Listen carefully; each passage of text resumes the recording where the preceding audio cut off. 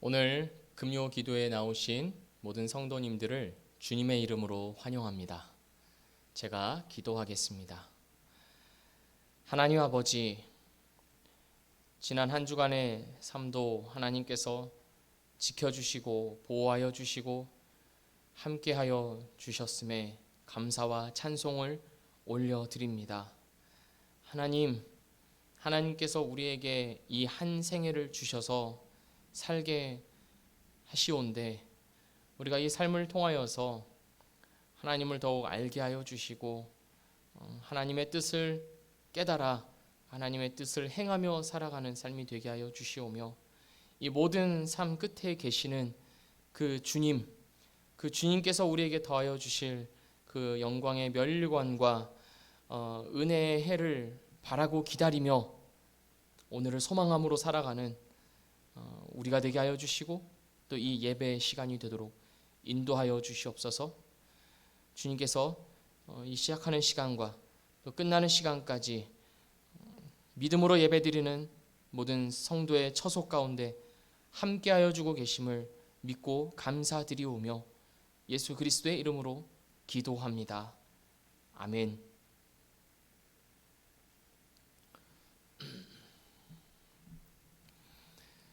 우리 다 함께 찬송가 418장, 새 찬송가 299장 찬양하겠습니다. 찬송가 418장, 새 찬송가 299장입니다.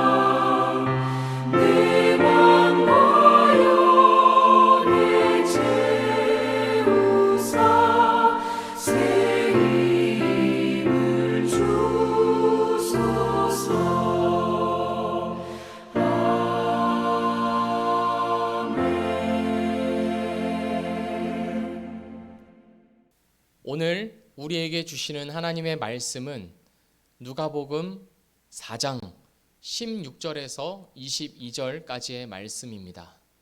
누가복음 4장 16절에서 22절입니다.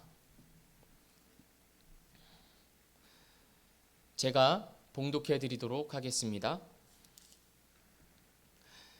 예수께서 그 자라나신 곳 나사렛에 이르사 안식일에 자기 규례대로 회당에 들어가사 성경을 읽으려고 서심해 선지자 이사야의 글을 들이거늘 책을 펴서 이렇게 기록한 데를 찾으시니 곧 주의 성령이 내게 임하셨으니 이는 가난한 자에게 복음을 전하게 하시려고 내게 기름을 부으시고 나를 보내사 포로된 자에게 자유를 눈먼 자에게 다시 보게 함을 전파하며 눌린 자를 자유케 하고 주의 은혜의 해를 전파하게 하려 하심이라 하였더라.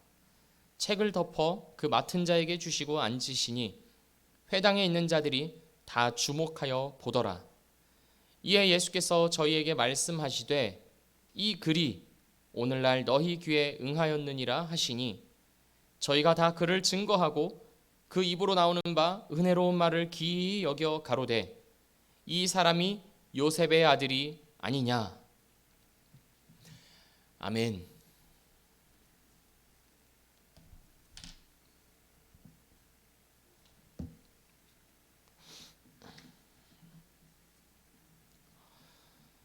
우리가 살아가는 이 세상 가운데에는 참 여러 가지 소식들이 있습니다. 일명 뉴스라고 하죠. 참 많은 뉴스들, 그런 소식들에 뒤덮여서 둘러싸여서 우리는 살아갑니다. 그 소식들 중에서도 중요한 뉴스들, 중요한 소식들이 있습니다. 우리를 깜짝 놀라게 하는 그런 소식들이 있습니다. 2007년 1월 8일에 스티븐 잡스가 아이폰을 발표를 했습니다. 첫 아이폰이었죠. 가히 혁신적이라고 말할 수 있는 그 아이폰의 출현으로 말미암아 참 많은 사람들이 새로운 기술에 의해서 놀랬었고 그리고 칭송하기도 하였습니다. 그리고 2016년 3월 9일부터 15일까지는 무슨 일이 있었냐면 알파고, 그 인공지능 AI, 그 바둑을 두는 그 알파고와 그 다음에 우리 바둑 기사 이세돌 씨의 그런 대결이 있었습니다. 총 5번의 대국 끝에 이세돌 우리 기사가 4국 네 번째 대결을 이겼었는데 참 그 대국 하나하나마다 우리가 다 그 대국의 내용들을 이렇게 뉴스로 접하며 참 알파고가 대단하다. 또 4국 때 이세돌이 이겼을 때는 야, 인간이 아직 이렇게 AI를 이겼구나 하면서 참 여러 가지 우리가 깜짝 놀라기도 하면서 그런 적이 있었습니다. 이런 소식들은 참 많습니다. 우리를 놀라게 하는 소식들. 얼마 전에 있었던 올림픽도 그렇고 누가 금메달을 땄냐 또는 그 올림픽 안에서 어떤 놀라운 스토리들이 있었냐 하는 것을 우리가 보면서 참 이렇게 우리의 촉각을 이렇게 곤두세우곤 했습니다. 기뻐하기도 하고 아쉬워하기도 하면서 말이죠. 그리고 지금은 우리가 어떤 소식들에 둘러싸여 있죠. 이제 곧 다가올 오늘도 사전 투표 날이었는데 이제 대통령 선거를 앞두고 그런 이렇게 후보들의 면면을 보면서 우리가 서로 이야기를 나누기도 하고 토론회나 또 어떤 단일화 소식 뭐 이런 것들을 접하면서 우리가 이렇게 살아가고 있습니다. 그런 소식들에 우리가 놀라기도 하고 또 아쉬워하기도 하고 때로는 욕을 하기도 하죠. 또 우리가 이제 몇 년 전부터 계속해서 우리와 함께하고 있는 어떤 코로나, 이 코로나와 관련된 소식들도 빼놓을 수 없는 참 중요한 소식들입니다. 코로나19가 어떻게 변이되었으며 또 확진자가 몇 명이며 또 백신이 지금은 이제 모두가 맞았습니다만 백신이 개발되기 전에는 이렇게 이제 개발이 언제까지 왔고 이제 좀 있으면 백신이 나온다 만다 막 이런 얘기들도 많았고 방역 정책이 뭐 이렇다 저렇다 하는 것도 지금도 우리가 이것을 가지고 이야기를 나누고 있고 또 소식들을 듣고 이렇게 둘러싸여서 살아가고 있습니다. 그래서 참 안타까운 소식이지요. 전쟁 소식이 우크라이나와 러시아 간의 그런 전쟁 소식이 매일같이 우리한테 들려올 때 우리는 참 안타까운 그 마음을 가지면서 또 기도를 하고는 합니다. 우리는 이런 소식들, 우리 삶을 둘러싸고 있는 어떤 놀라운 소식들, 새로운 소식들에 늘 우리의 귀를 기울입니다. 그리고 그 소식들을 들으면서 우리는 반응을 하지요. 기뻐하기도 하고 슬퍼하기도 하며 두려워하기도 하고 또는 미래에 대한 어떤 기대감과 소망을 갖기도 합니다. 왜 그렇게 우리는 반응을 하는 것일까요? 왜냐하면 이 소식들은 우리와 직접적이든지 간접적이든지 늘 연관되어 있기 때문입니다. 이 소식들이 전해주는 그런 사건의 전개에 따라서 우리의 삶이 바뀔 수 있는 가능성이 있기 때문입니다. 실제로 아이폰이 출시되고 그 이후로 그 수많은 아이폰의 그 여러 가지 세대를 거듭나서 저도 그 기술의 발전에 어떤 흐름에 이렇게 편승한 이렇게 스마트폰을 최신 첨단 스마트폰을 사용을 하고 있고 어떤 AI 기술 또한 마찬가지로 우리 삶에서 어떤 그런 것들을 계속해서 접하면서 달라지는 삶들을 우리가 경험하고 있습니다. 그리고 코로나와 전쟁 등으로 인하여서 우리의 삶이 여러 가지 위협에 노출되는 것을 또한 피부로 느끼면서 살아가고 있습니다. 분명히 이런 소식들은 우리의 삶을 바꾸어 놓았고 지금도 그렇게 바꾸어 가고 있고 앞으로도 그럴 것입니다. 그래서 우리는 늘 이런 소식들에 귀를 기울일 수밖에 없는 것입니다. 오늘 말씀을 보면 이 말씀에서 한 가지 소식이 사람들에게 들려오는 것을 우리가 볼 수 있습니다. 이 소식은 그 어떤 소식보다, 그 어떤 뉴스보다도 중요한 소식입니다. 다음 주면 결정되는 우리나라 대통령이 누구인지 보다도, 또 코로나19가 언제 끝날 것인가에 대한 뉴스보다도 오늘 말씀에서 선포되는 이 소식은 우리 삶에 더 중요하고 결정적인 영향을 미치는 소식이라는 것입니다. 어떤 소식입니까? 오늘 이 소식에 대해서 우리가 좀 더 자세히 알아가 보고자 합니다. 오늘 말씀을 보면 예수님은 이제 본격적으로 사역을 시작하십니다. 오늘 말씀 이전에 4장에서 예수님은 사단에게 시험을 받으시고 그 모든 시험들을 말씀으로 이기시고 통과하신 이후에 이제 본격적으로 공생의 사역을 시작을 하십니다. 그래서 14절을 보시면 예수님께서 말씀을 가르치시고 병자들을 고치시고 기적을 행하시는 일들이 이 전국 각지에 쫙 퍼져나갑니다. 예수님께서 이곳저곳을 다 돌아다니시면서 하나님의 나라를 선포하시고 가르치시고 또 여러 가지 이적들을 행하시는 그런 하나님 나라의 일들을 계속해 나가시는 것이죠. 그런 예수님이 오늘 본문 말씀 16절을 보면 이제 한 장소에 오십니다. 어디에 오시냐면 바로 나사렛에 오십니다. 나사렛이 어떤 곳입니까? 오늘 말씀에서는 이렇게 말하고 있습니다. 예수님이 자라나신 곳이다. 예수님께서는 나사렛에서 계속해서 자라나셨습니다. 태어나신 것은 베들레헴이지만 예수님의 모든 그 유년 시절은 나사렛에서 보내셨습니다. 그러니까 실제적인 고향이나 마찬가지인 것이죠. 부모님이 계시고 친구들이 있고 동네 어른들이 있고 모든 것이 익숙한 바로 그런 고향입니다. 예수님께서 이 고향과도 같은 나사렛에서 사역을 시작하십니다. 안식일이 되었습니다. 안식일이 되어서 예수님은 관례대로 유대인들이 늘 그렇게 하듯이 회당에 들어가셔서 예배를 드리십니다. 당시 회당에서는 예배를 드릴 때마다 어떤 유명한 랍비들, 그리고 성경 해석과 그리고 지식에 탁월한 랍비들을 초청을 해서 그들의 설교를 듣고는 했습니다. 그러니까 예수님도 오늘 이 말씀을 보아서 우리가 알 수 있는 것은 말씀 해석과 설교에 있어서 사람들에게 상당한 인정을 받았다는 것을 알 수가 있습니다. 예수님께서 설교를 하시러 회당에 들어가신 것이죠. 이 예수님께서 이제 성경을 하나 찾으십니다. 지금 우리는 이 책으로 된 형태의 성경이지만 당시에는 이 양피지로 만들어진 그 두루마리에 기록되어 있었습니다. 그러니까 두루마리가 굉장히 많았던 것입니다. 이렇게 뭐 이사야서 하면 이렇게 한 두루마리 있고, 뭐 예레미야서 하면 또 한 두루마리 있고 이렇게 말입니다. 예수님께서 그 많은 두루마리 중에서 하나를 찾아서 이제 그것을 읽으십니다. 이사야 61장 말씀을 읽으십니다. 그 내용이 무엇인지 제가 한번 읽어보겠습니다. 오늘 말씀 18절입니다. 주의 성령이 내게 임하셨으니 이는 가난한 자에게 복음을 전하게 하시려고 내게 기름을 부으시고 나를 보내사 포로된 자에게 자유를, 눈먼 자에게 다시 보게 함을 전파하며 눌린 자를 자유케 하고. 이 말씀은 언제 주어진 말씀이냐면 이스라엘 백성들이 바벨론으로 인하여서 나라를 잃어버리고 이방 땅에 끌려와 고통당하고 있을 때 주신 말씀입니다.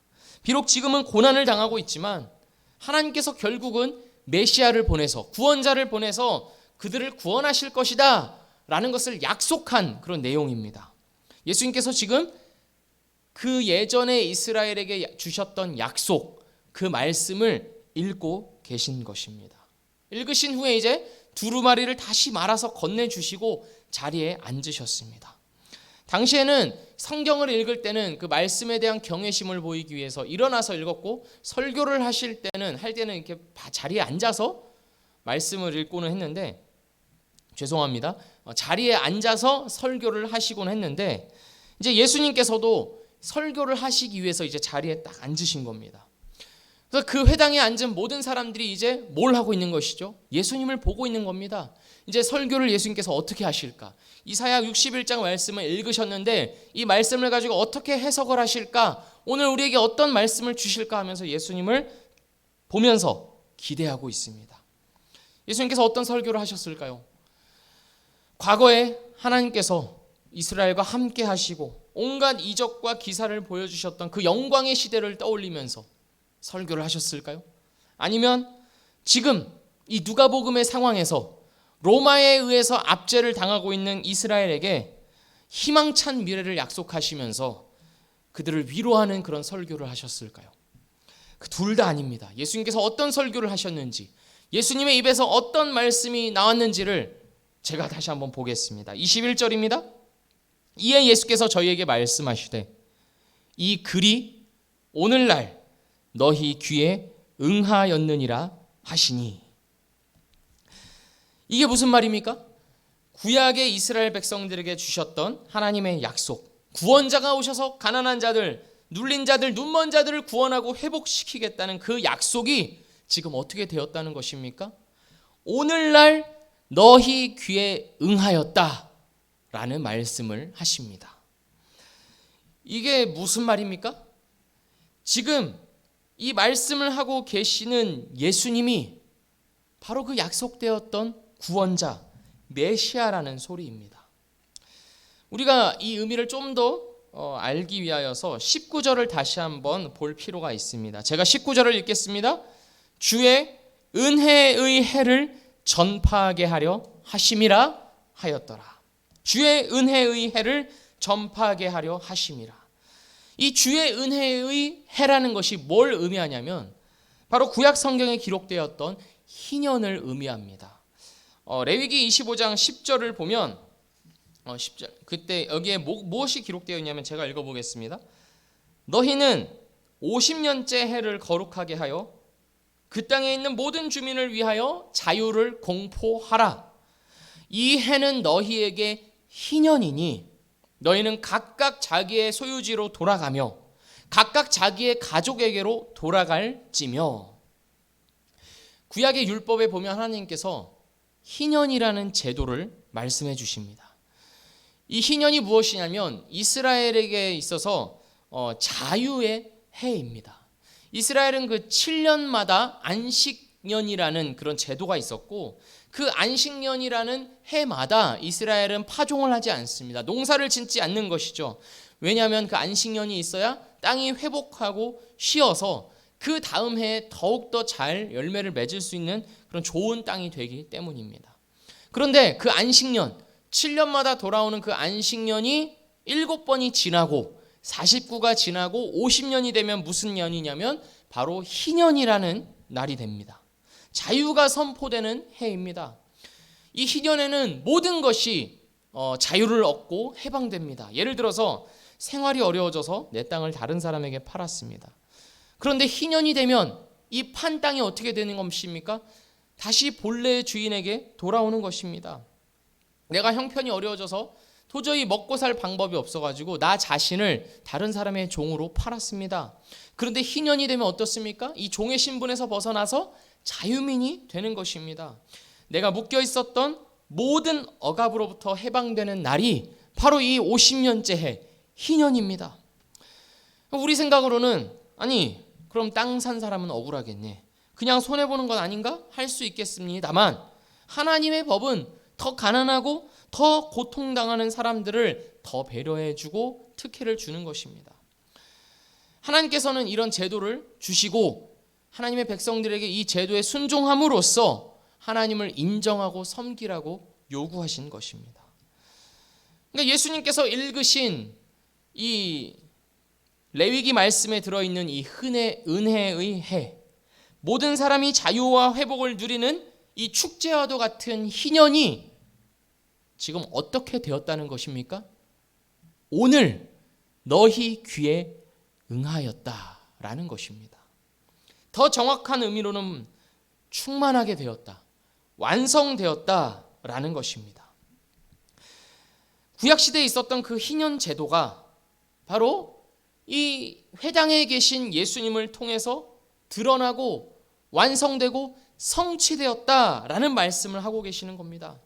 모든 사람이 억압과 고통으로부터 해방되고 자유와 안식과 회복과 기쁨을 누리는 그런 놀라운 일이 바로 이 예수 그리스도 안에서 일어난다. 그리고 그 예수가 지금 바로 너희 눈앞에 있다.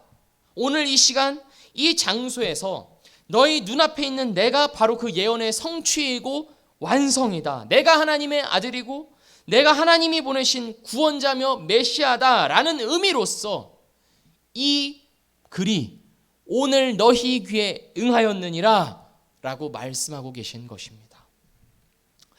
그런데 회당에서 이 말씀을 듣고 있는 사람들의 반응이 어떻습니까?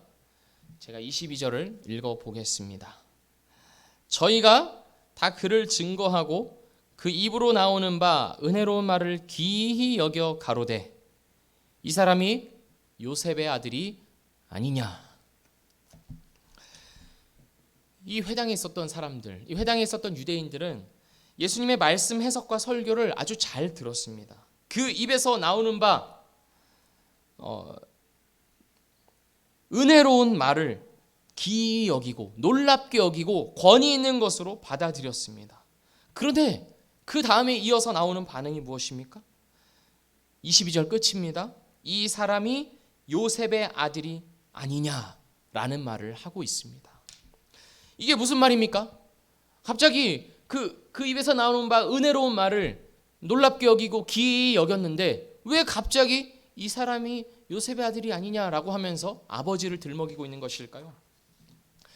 이런 뉘앙스와도 같습니다. 만약에 제가 아주 오랜만에 고향 친구를 만났습니다. 초등학교, 중학교 또는 고등학교 동창을 만난 것입니다. 그런데 그 친구들 중에서 아주 평범하고 또 크게 성공할 것 같지 않았던 아주 조용한 친구가 있었는데 지금 와서 보니까 많은 세월이 지난 후에 보니까 그 친구가 어떻게 되어 있습니까? 대기업의 임원이 되어 있는 것입니다.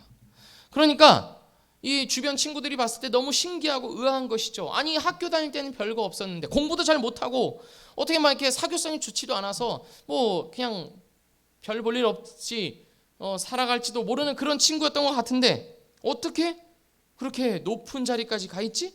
너무나 달라져 있는 겁니다.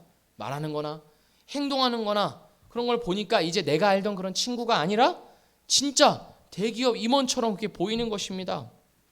그러면서 이렇게 말하는 겁니다. 야, 너 내가 알던 그 친구가 맞아? 너 누구누구 맞아? 이렇게 되묻는 것이죠. 너무 안 믿기니까요. 뭐 정확히 똑같은 비유라고 할 수는 없습니다만 비슷한 뉘앙스인 겁니다. 예수님께서 말씀을 해석하시고 가르치시는 것을 보면서 사람들이 많이 놀랐습니다. 왜냐하면 이 사람들은 나사렛에서 예수님을 계속 봐왔기 때문입니다. 아버지 요셉은 평범한 목수입니다. 그리고 예수님은 그 목수의 아들일 뿐입니다. 대단한 배경이 없고 그저 자기들하고 한 동네에서 30년 동안 같이 살아왔던 그런 동네 동생, 동네의 형 또는 누군가에게는 이웃집 아들 이 정도였을 뿐입니다. 그런데 그 이웃집 아들이 와서 하는 말이 무엇입니까? 내가 하나님이 보내신 구원자다. 내가 하나님의 아들이다. 내가 가난한 자와 억압당하는 자와 눌린 자들, 눈먼 자들을 고치고 회복하고 살리고 눈을 뜨게 하기 위하여서 이 세상에 왔다. 이런 말을 하니까 사람들은 한편으로는 야 놀랍다 이런 말을 하면서 다른 한편으로는 어떻습니까? 우습기도 한 것입니다. 그래서 이렇게 말하는 겁니다. 이 사람이 요셉의 아들이 아니냐. 인정할 수 없다는 것이죠. 평범한 목수의 아들일 뿐인데 어떻게 너가 하나님이 보내신 구원자가 될 수 있겠냐 하는 비웃음입니다. 이 두 가지의 반응을 잘 보십시오. 한편으로는 예수님의 말씀을 잘 들었습니다. 예수님의 입에서 나오는 그 말씀들을 은혜롭다고 여기면서 놀랍게 여겼습니다. 그런데 다른 한편으로는 어떻습니까? 그 예수님을 하나님의 아들로 믿지 않고 받아들이지 않는 것입니다. 잘 보십시오. 예수님의 말씀이 틀렸다고 하지 않았습니다. 말도 안 되는 소리라고 치부하고 무시한 것이 아닙니다. 그 말들을 다 인정했습니다. 다 맞는 말이고 좋은 말이었습니다. 그러나 그들의 마음으로 예수님을 진정 믿고 따를 생각은 없었던 것입니다. 이 예수님을 진정 하나님의 아들로 믿고 받아들이며 자기 삶의 구주로 모시며 살아갈 생각은 추호도 없었던 것입니다. 회당에 있었던 이 나사렛 사람들의 반응은 마치 오늘날 예수를 믿는다고 하는 우리들을 보는 것만 같습니다. 우리도 참 그렇지 않습니까?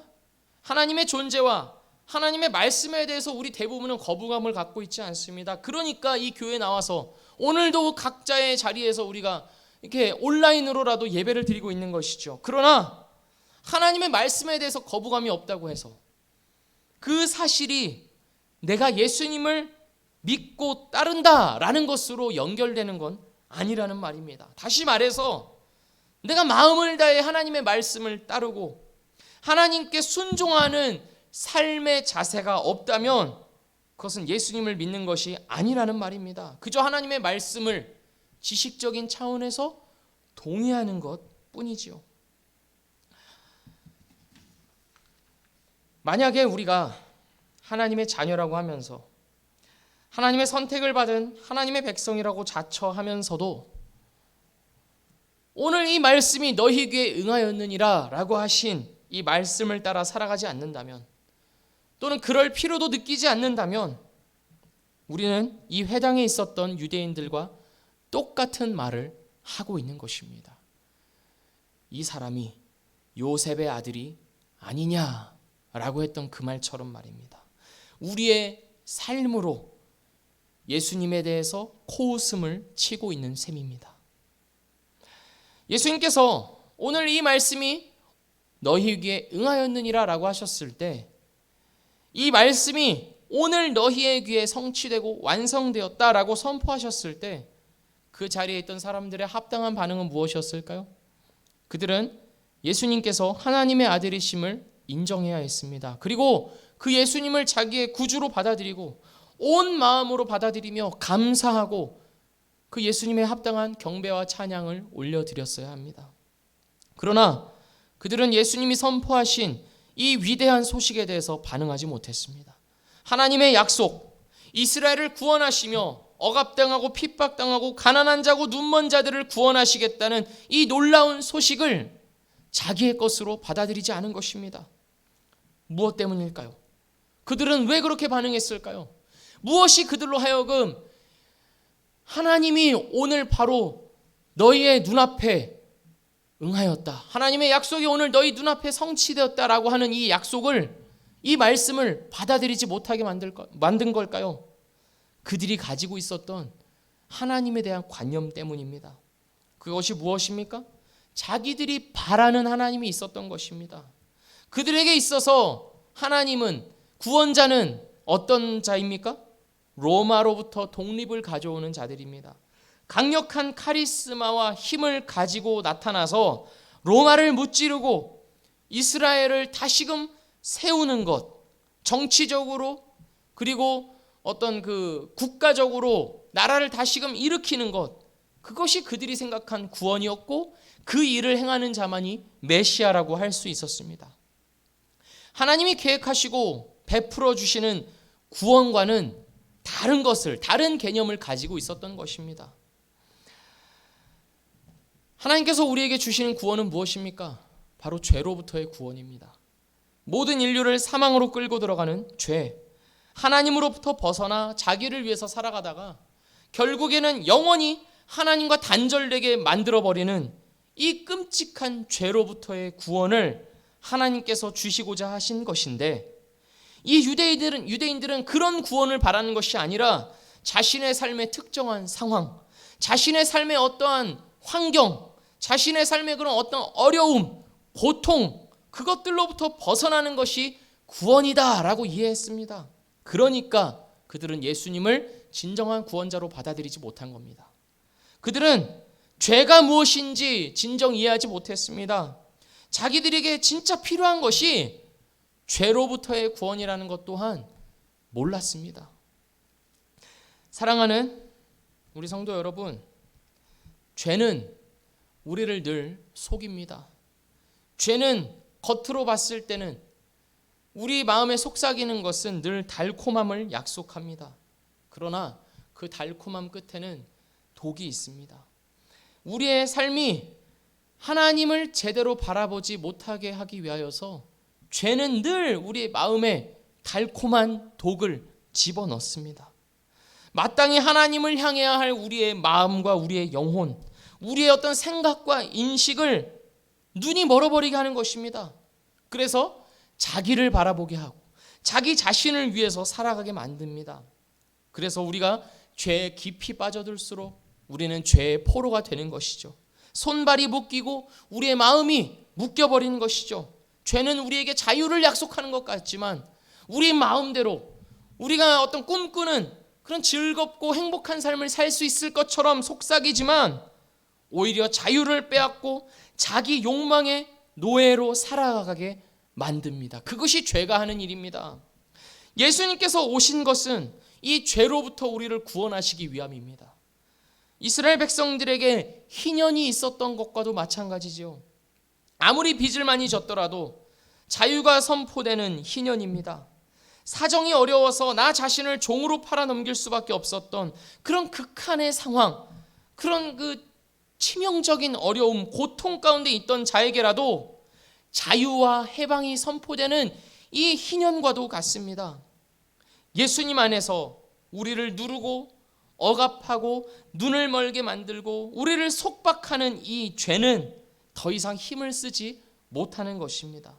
예수님을 믿고 예수님을 참된 주인으로 모시며 살아가는 자들은 이 진리 안에서 참된 자유와 해방과 만족을 누리면서 살아갈 수 있는 것입니다.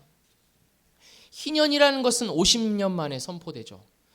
그러나 이 희년의 실체이자 본체가 되신 예수님은 매일매일 매 순간순간 우리가 주를 찾고 구할 때마다 늘 우리에게 은혜를 주시는 것입니다. 그렇지 않습니까? 우리가 주를 찾고 구할 때 주님께서 우리 마음에 주시는 그 참된 평안을 누릴 때 우리가 그 희년과도 같은 자유함을 맛보지 않습니까? 어떤 걱정과 어려움이 있더라도 주님이 우리와 함께 하신다는 확신을 주실 때 내 이야기를 듣고 계시고 내 삶을 알고 계시고 내 마음을 동감하시고 나와 함께 아파하고 계심을 우리가 확신하게 되고 경험하게 될 때 더 이상 우리 삶의 그런 어려운 조건들이 나를 위협하지 못하는 그런 놀라운 반전들을 우리가 경험하지 않습니까? 마치 희년과도 같은 것이죠. 주님은 이걸 말씀하신 겁니다. 오늘 이 말씀이 너희 귀에 응하였느니라. 이제는 더 이상 희년이 아니라 희년의 실체인 나를 통해서 사람은 참된 자유와 해방을 누린다. 진정한 만족과 해방을, 평안을 누린다. 그것이 구원이다. 너희들의 어떤 삶이 개선되거나 문제가 해결되는 것이 구원이 아니라 바로 너희를 위해 죽고 부활하기 위하여서 이 땅에 온 예수 그리스도를 믿고 그 예수 그리스도와 관계하며 살아가는 것이 바로 참된 구원이다. 이 말씀을 오늘 이 말씀이 너희 귀에 응하였느니라 라는 이 한 문장 속에 넣어주신 것입니다. 하지만 유대인들은 이 사람이 요셉의 아들이 아니냐라고 말함으로써 그 구원의 초대를 완강하게 거부하고 부인했습니다. 예수님께서 어떤 기적을 베풀어 주지 않는 한, 다시 말해서 자신들에게 깜짝 놀랄 만한 어떤 증거를 보여주지 않는 한 우리는 믿고 따를 수 없다라고 거부한 것입니다. 사랑하는 우리 성도 여러분, 우리의 모습이 이와 같지는 않습니까? 우리가 우리 입술로 이 사람이 요셉의 아들이 아니냐, 다시 말해 우리가 입술로 예수님을 이렇게 완강하게 부인하는 일은 없을지도 모릅니다. 우린 그렇게 하지 않습니다. 그러나 우리가 살아가는 삶으로 그런 고백을 하고 있을지도 모릅니다. 내가 교회는 다니고 예배는 드린다 할지라도 내 마음 전체로 주님을 따르고 주님을 사랑하고 늘 주님과의 교제를 찾고 사모하며 구하지 않는다면 우리는 이 땅에 성육신하고 죽으시고 부활하신 주님을 정면으로 부인하고 있는 것과도 마찬가지인 것이죠. 사랑하는 우리 성도 여러분, 오늘 이 말씀이 너희 귀에 응하였느니라 하는 이 소식은 우리의 삶에 가장 큰 영향을 미치는 소식입니다. 우리의 과거와 현재와 미래 모두를 뒤바꿔 놓는 놀라운 소식입니다. 어떤 과거에 한 번 일어나고 만 소식이 아니라 예수 그리스도라는 소식은 매일매일 매 순간순간 우리의 영혼과 우리의 삶을 새롭게 바꾸어 놓는 놀라운 소식입니다. 어쩌면 우리에게 예수님은 너무나도 익숙해져서 새롭게 들리지 않는지도 모릅니다. 만약 그렇다면 우리의 마음이 죄로 뒤덮여 있기 때문입니다. 우리의 삶과 우리의 마음이 우리 주님에 대해서 무뎌져 있음을 보여주는 증거입니다. 우리는 이것에 대해서 마음 아파할 줄 알아야 합니다. 주님께서 우리에게 주실 수 있는 것이 무궁무진한데도 불구하고 그것에 대한 기대감이 사라졌다는 것은 우리 마음이 그만큼 어두워져 있다는 것을 증명하고 있는 것입니다. 사랑하는 미랄교회 성도 여러분, 이 말씀이 오늘 너희에게 응하였느니라 라고 하신 이 말씀은 바로 오늘 우리를 향한 말씀입니다. 예수님의 성육신과 죽음과 부활은 과거에 머물러 있는 한 사건이 아니라 오늘도 매일같이 새로워지며 내일도 우리에게 새롭게 들려야 할 소식입니다. 우리의 마음은 무엇을 보고 있습니까? 우리의 마음은 이 놀라운 소식, 새로운 소식, 내 삶의 가장 혁명적이고 가장 위대한 이 소식을 예수 그리스도를 보고 있습니까? 매일같이 우리 귀에 응하는 이 놀라운 소식을 받아들이며 묵상하고 되씹으면서 말씀과 그 말씀이신 주님과 교제하며 살아가고 계십니까? 아니면 이 회당에 있었던 유대인들처럼 내가 보고 믿을 만한 증거를 보여주지 않으면, 내 기도 제목이 응답되지 않으면 주님은 믿을 수 없다 하면서 뻗팅기고 계십니까? 믿기는 믿되 온 마음으로 따르고 사랑하지는 않겠다 하면서 그저 종교적인 생활만을 이어가고 있지는 않으십니까? 기억하십시오. 그 어떤 기적과 그 어떤 병고침보다 더 확실한 증거는 오늘 이 말씀이 너희 귀에 응하였다라고 하신 예수님의 말씀이며, 그 말씀을, 그 약속을 온전히 성취하신 그 예수님의 죽으심과 부활 속에 있다는 것을 꼭 기억하십시오. 그것보다 더 강력한 증거는 없습니다. 사랑하는 우리 성도 여러분, 이 소식 안에서 살아갑시다. 우리 놀라운 소식이신 예수님을 늘 내 삶의 가장 중요한 소식으로 여기며 살아갑시다.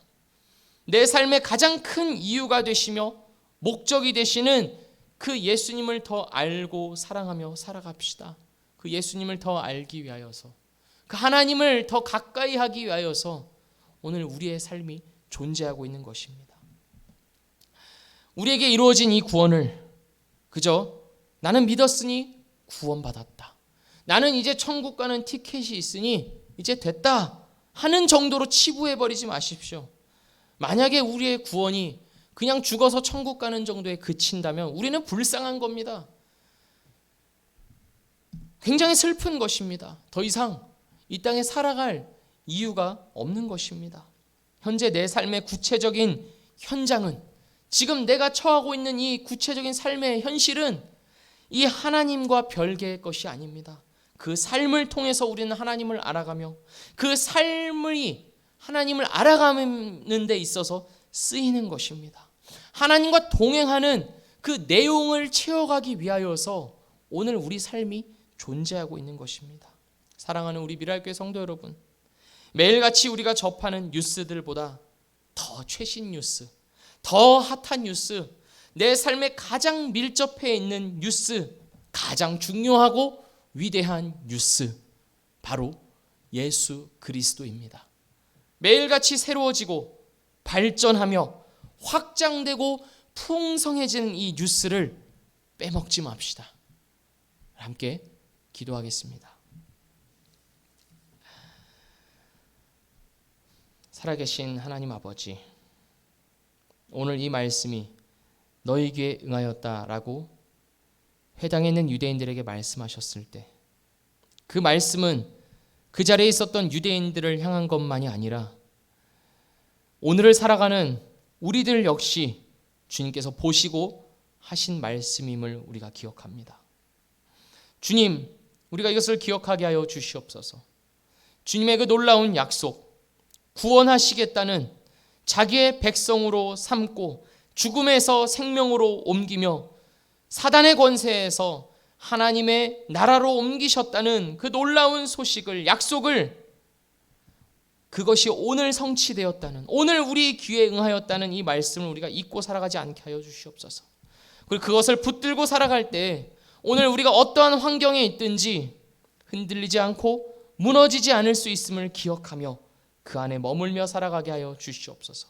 우리가 살아가는 이 현실이 전부라고 생각하지 않게 하여 주시고 늘 그 예수 그리스도라는 최신 소식을 접하고 가까이 함으로 말미암아 그 하나님의 나라, 그 하나님의 그런 그 중심, 그 하나님의 본체에 더욱 가까워져 가는 우리의 삶이, 우리의 인격이, 우리의 모든 인식이 되도록 주여 축복하여 주시고 인도하여 주시옵소서.